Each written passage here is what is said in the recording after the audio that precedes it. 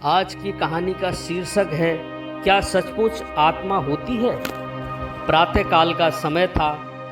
गुरुकुल में हर दिन की भांति गुरुजी अपने शिष्यों को शिक्षा दे रहे थे। आज का विषय था आत्मा।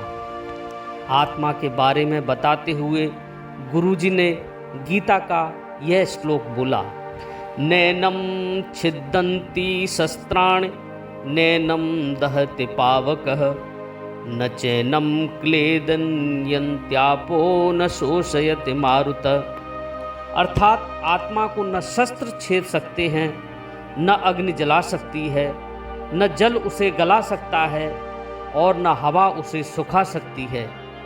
इस आत्मा का कभी भी विनाश नहीं हो सकता, यह अविनाशी है। यह सुनकर एक शिष्य को जिज्ञासा हुई। वह बोला, किंतु गुरुवर, यह कैसे संभव है। यदि आत्मा का अस्तित्व है तो वो अविनाशी है, तो भला वो इस नाशवान शरीर में कैसे वास करती है और वो हमें दिखाई क्यों नहीं देती। क्या सचमुच आत्मा होती है। गुरुजी मुस्कुराए और बोले, पुत्र, आज तुम रसोई घर से एक कटोरा दूध ले आना और उसे सुरक्षित अपने कमरे में रख देना और कल इसी समय वह कटोरा लेकर यहाँ उपस्थित हो जाना। अगले दिन शिष्य कटोरा लेकर उपस्थित हो गया। गुरुजी ने पूछा, क्या दूध आज भी पीने योग्य है। शिष्य बोला, नहीं गुरुजी, यह तो कल रात ही फट गया था, लेकिन इसका मेरे प्रश्न से क्या लेना देना। गुरुजी शिष्य की बात काटते हुए बोले, आज भी तुम रसोई में जाना और एक कटोरा दही ले लेना और कल इसी समय कटोरा लेकर यहाँ उपस्थित हो जाना। अगले दिन शिष्य सही समय पर उपस्थित हो गया। गुरुजी ने पूछा, क्या दही आज भी उपयोग हेतु ठीक है। शिष्य बोला, जी हाँ गुरुजी, ये अभी भी ठीक है।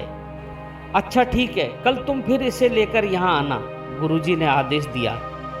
अगले दिन जब गुरुजी ने शिष्य से दही के बारे में पूछा तो उसने बताया कि दही में खटास आ चुकी है और वह कुछ खराब लग रही है। इस पर गुरुजी ने कटोरा एक तरफ रखते हुए कहा, कोई बात नहीं, आज तुम रसोई से एक कटोरा घी लेकर जाना और उसे तब लेकर आना जब वो खराब हो जाए। दिन बीतते गए पर घी खराब नहीं हुआ और शिष्य रोज खाली हाथ ही गुरु के समक्ष उपस्थित होता रहा। फिर एक दिन शिष्य से रहा नहीं गया और उसने पूछ ही लिया, गुरुवर, मैंने बहुत दिनों पहले आपसे प्रश्न किया था कि आत्मा का अस्तित्व है, वो अविनाशी है, तो भला वो इस नाशवान शरीर में कैसे वास करती है और वो हमें दिखाई क्यों नहीं देती। क्या सचमुच आत्मा होती है। पर इसका उत्तर देने के बजाय आपने मुझे दूध दही घी में उलझा दिया। क्या आपके पास इसका कोई उत्तर नहीं है।